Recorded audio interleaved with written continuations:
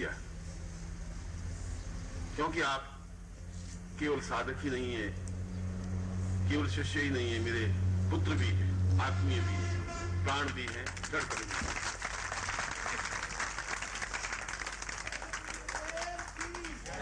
मैं तो आपसे भी ज्यादा संवेदनशील हूं,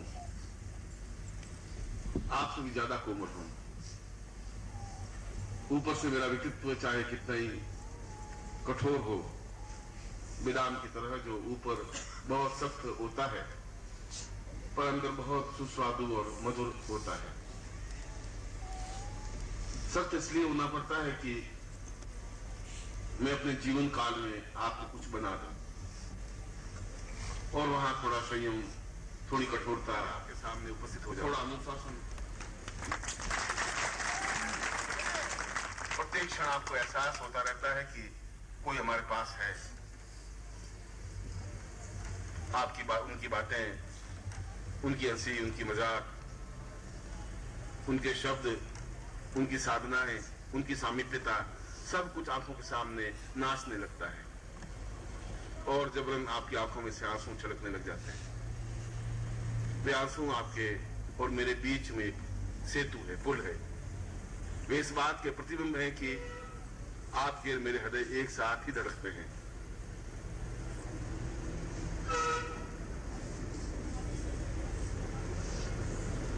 और मैंने इस प्रवचनों में एक ही बात कही है कि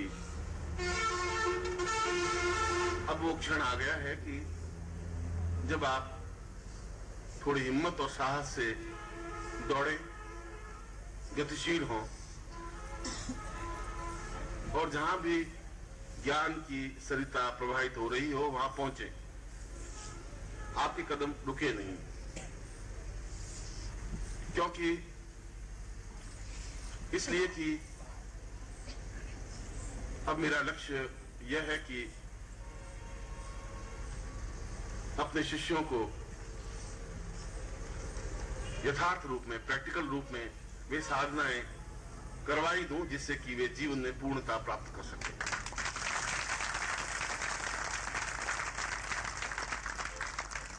मैं समझ रहा हूं कि आपके प्रयत्नों से ऐसा नहीं हो पा रहा है। अगर आपके प्रयत्नों से ऐसा नहीं हो पा रहा है तो फिर मेरे प्रयत्नों से होना चाहिए। होना चाहिए, ये जरूरी है और हो यह आवश्यक है। मेरा तो संपूर्ण जीवन मेरा है ही नहीं, सब शिष्यों में बंटा हुआ है। मेरा शरीर, मेरे प्राण, मेरी चेतना, मेरी धड़कन, सब कुछ आप लोगों के बीच में है।